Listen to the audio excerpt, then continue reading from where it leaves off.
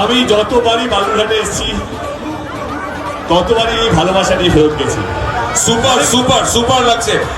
আমি আমি আগেই বলছিলাম যে এরকম একটা বড় ছবি যেটাকে বলা হচ্ছে বাংলার বাহুবলী, এত বড় ক্যানভাসে এত মানুষের সামনে কমার্শিয়াল সিনেমা, বড় সিনেমা মানে মানুষের, এই আইডিয়া দেবে যে মানুষের ছবি যদি করতে হয়, মানুষের কথা যদি বলতে হয়, তাহলে মানুষের কাছে গিয়ে বলতে হবে। দুজন দারুণ অভিনেত্রী, দুজন দারুণ আমার খুব ভালো বন্ধু এরা, এবং এদেরও প্রথমবার বালুরঘাটে, তাই তো? কেমন অভিজ্ঞতা? আমার দ্বিতীয়বার। ও তাই? আমি এর আগে একবার এসেছিলাম এবং বালুরঘাটে প্রচুর থিয়েটারের চর্চা খুব ভালো হয়। কারেক্ট কারেক্ট আর কারেক্ট। অনেক নাটকের দল আছে, আমি ঠিক বললাম তো?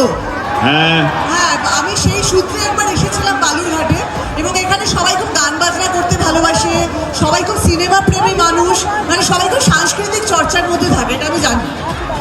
মানে তুমি বলতে চাইছো যে আমরা একদম ঠিক জায়গায় এসেছি, তাই তো?